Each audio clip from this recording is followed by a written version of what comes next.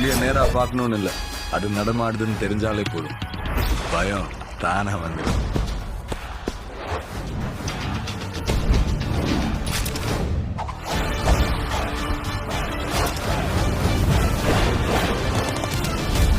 பிரச்சனை ஒரு கதை இருக்கு.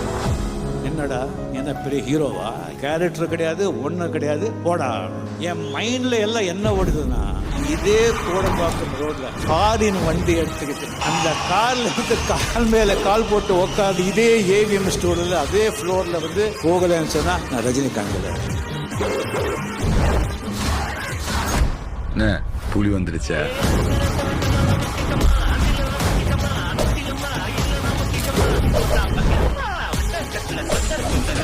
இப்போ பாட ஆட்டத்தை